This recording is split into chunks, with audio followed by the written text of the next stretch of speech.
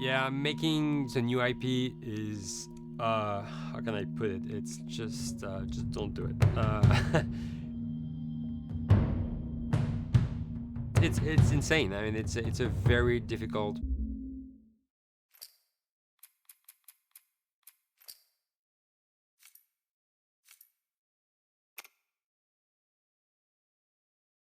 process.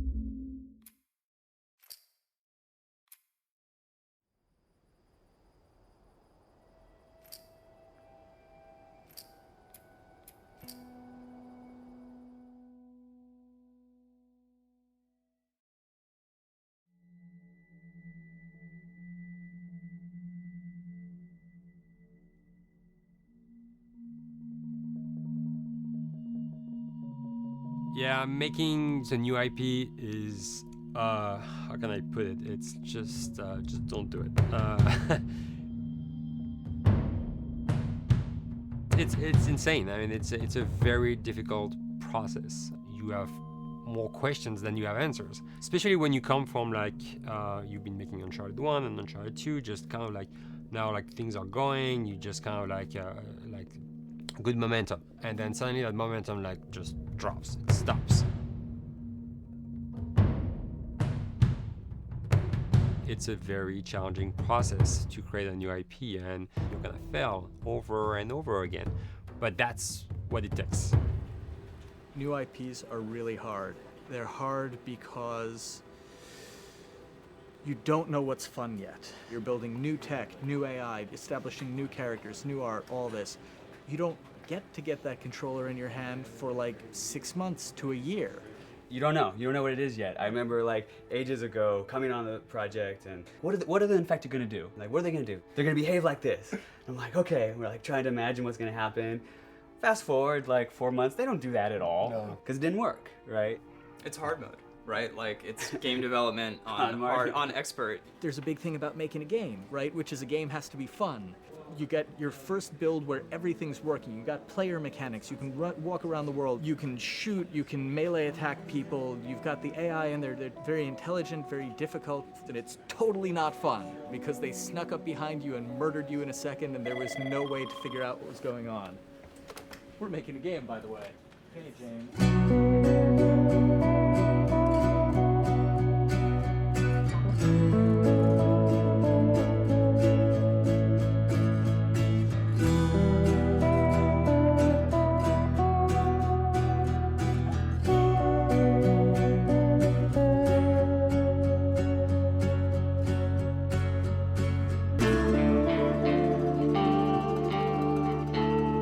The company has grown quite a bit since I started. I think I was the 12th employee or something back when we got started, but we've tried to stay true to those smaller studio roots. I've been here for 16 years. There's just no reason to leave. I just like the environment here. It's very non-corporate. I think the way we work on Dialogue is kind of special because we don't really like hierarchy or bureaucracy, and no one is really just a manager here. Naughty Dog has a very flat structure. We pretty much all report to the co-presidents and the game directors. I always tell people when we hire them, just like, my job is going to be able to trust you, and that's what I want. I want just to give you something and you go with it, and I know it's going to get done. We believe in iteration, we believe in collaboration, and we believe in the people making the game working directly with each other.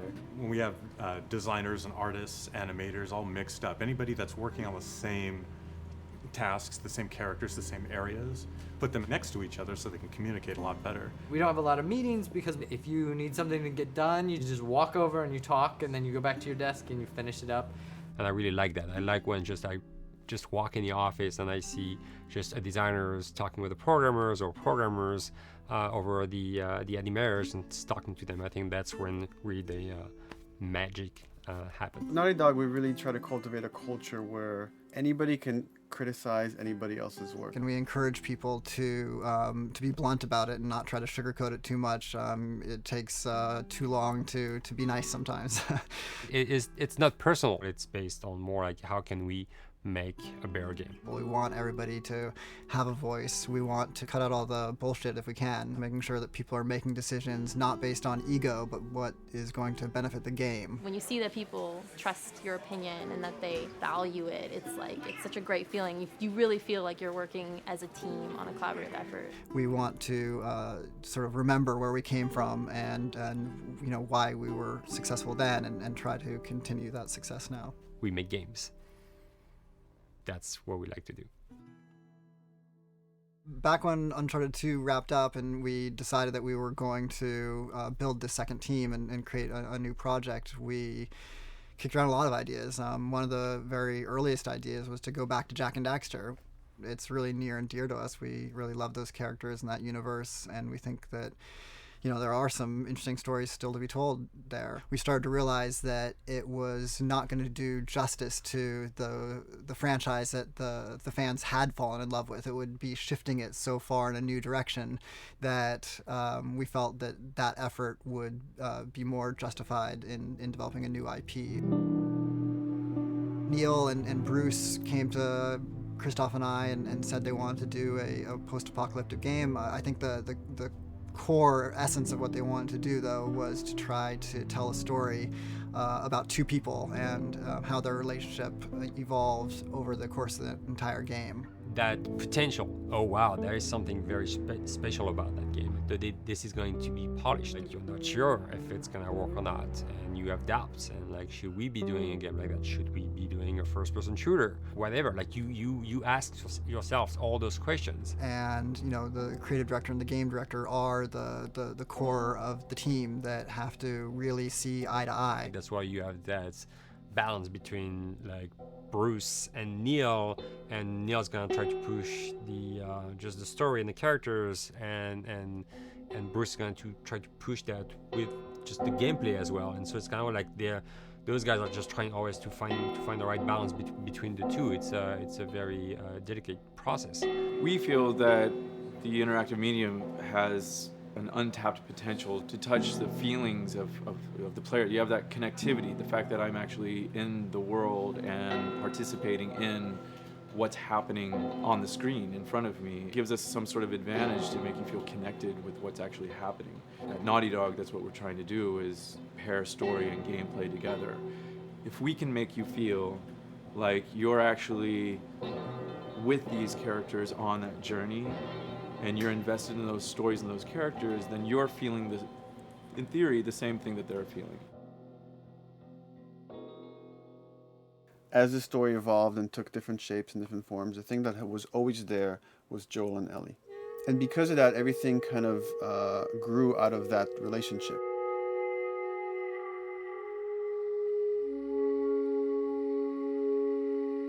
We've seen kind of that role of the anti-hero change, especially over the last 3 to 5 years, to where before it was like, you know, the thick-neck mercenary kind of guy. For this game specifically, for this story, we needed something new.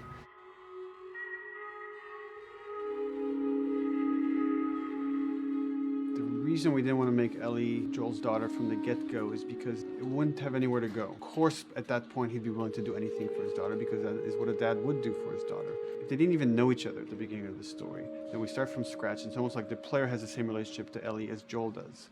And we could take our time to build that relationship between these characters. And if we do it right, then the player will be feeling that same growth that Joel does. And we're kind of mirroring that emotional relationship between the two.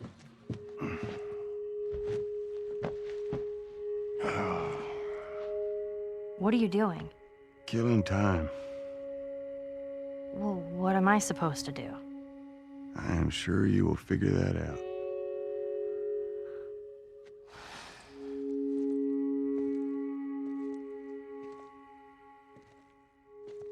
Your watch is broken. It's exciting that Neil wrote something like this, where he's like, I don't want to make the stereotypical characters. I want to make real people in this crazy situation and these forced to make decisions that are really tough. Like, what would we be like in those situations? I mean, we weren't consciously trying to pick male or female for characters. You just try to pick characters and just be honest with who they are. It almost doesn't matter, right? Joel's daughter could have been Joel's son. Ellie could have been a boy, and Joel might have been Tess. You could have swapped those roles, and I think the story would have still worked. The focus on female strength, it's so unique. You get to see what's so powerful about a woman through all of these female characters, which makes this game wonderful and unique. There's a crew of Fireflies that'll meet you at the Capitol building. That's not exactly close. You're capable. You hand her off, come back, the weapons are yours. Double what Robert sold me. Speaking of which, where are they? Back in our camp. We're not smuggling shit until I see them. I want Joel to watch over her. Whoa, I don't Well, think that's shit, the I'm not best Ellie. idea. with him. How do you know them? I do think having a strong female character, especially like Ellie, is so rare in video games. And as a gamer, and more specifically a female gamer, it's frustrating to me because I'll see sort of the stereotypical female character where she's amazingly beautiful and huge boobs, and she's there to be either the love interest or just because they're like, well, we need to throw a chick in here. We've seen the strong woman or we've seen the weak woman. We haven't necessarily seen the empowered woman from this kind of standpoint. And there's that beautiful scene where Joel finds her inside the house and she's reading through this girl's journal going, is this really what they used to worry about? What shirt do I wear and what boy am I gonna go out with? You know, and to be met with those first world problems that we deal with every day and go, how trivial is all of this? I think it's gonna resonate a lot, not just with, you know, a female audience, but with a male audience as well. The thing that was intriguing to me after the fact is knowing that we're kind of creating a female action hero in a way, and this is her origin story with Ellie. To sort of be such a strong female character that is completely normal looking, regular t-shirt and jeans, and she's 14 and she is still a total badass, is really exciting to be a part of that. There's so few non-sexualized women in video games, especially in the main role, that we were kind of proud that we were creating one. It's very complex, And without the players knowing it, she becomes the protagonist by the end of the story. And that's why she's in the front of the box, and that's why we've been promoting the two of them together so much. It is a dual protagonist game, and yeah, I guess I get nervous to think about it in that way.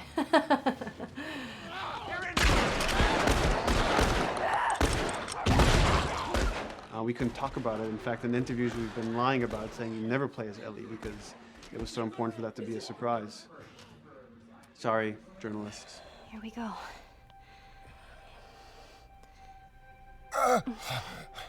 Sorry. Hold on. That's it.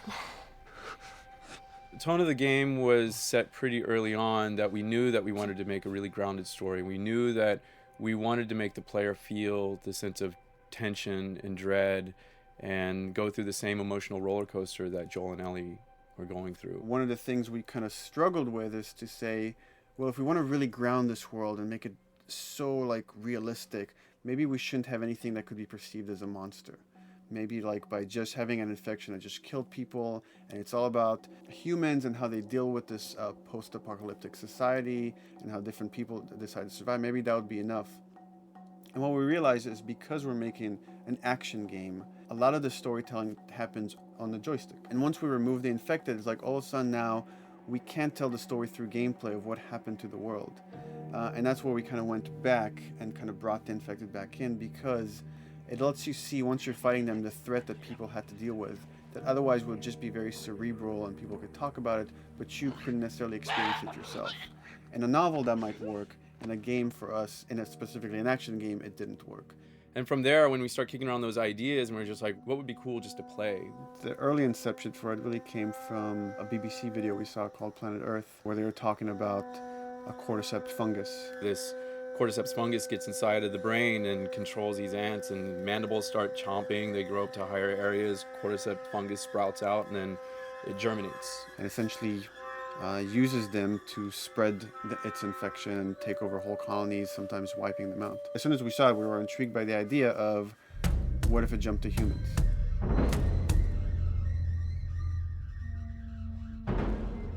So what would happen? How would people react? What would happen to society?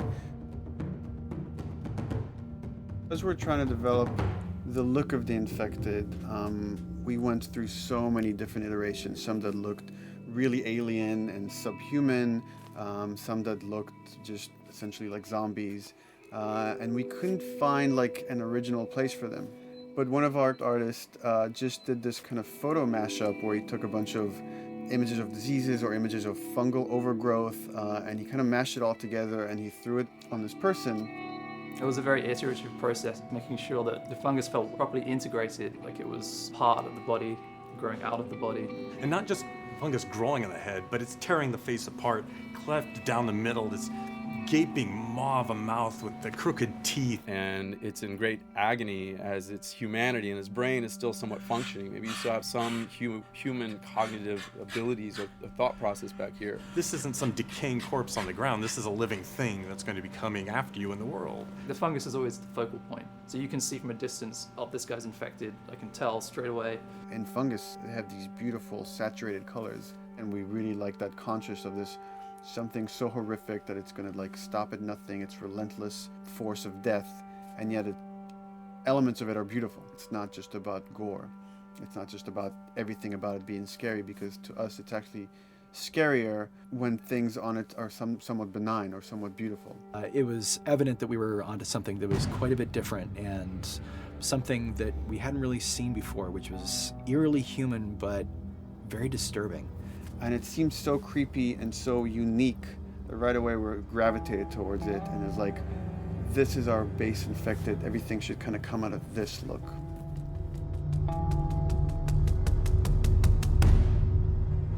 So once we had this idea of the face-splitting kind of look that eventually became what we called the clicker stage.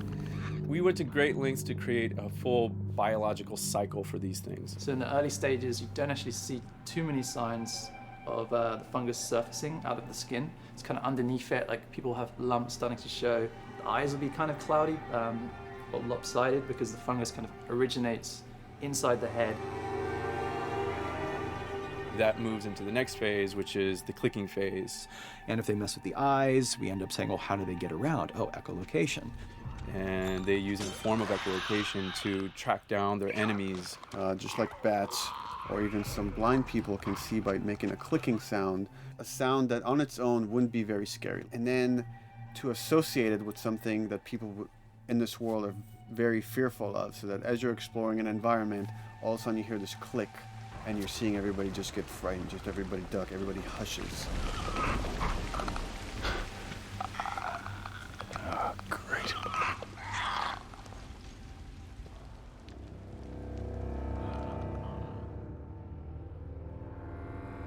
The bloater is the most severe of the stages. So large pieces of the body has been replaced by these kind of fungal plates.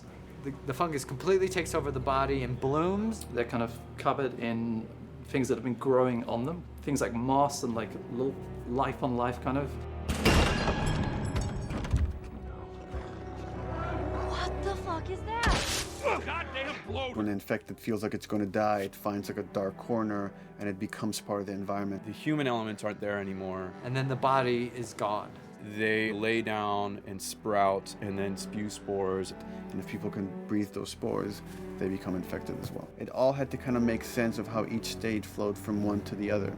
And that's hopefully how we've created a world that you can kind of look through it and understand the science behind it and say, I could buy this, I could get into this.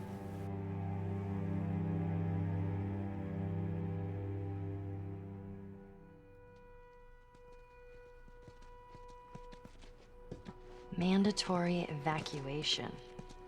Evacuate to where? What do you think? Quarantine zone. See, some places got a heads up before the infection showed up. Most didn't. Over the course of Joel and Ellie's journey through this game across America, you find all these different societies, all these different enclaves, and you get to see how do they deal with the infected. Without the manifestation of this infection, you can't have these people making those interesting choices.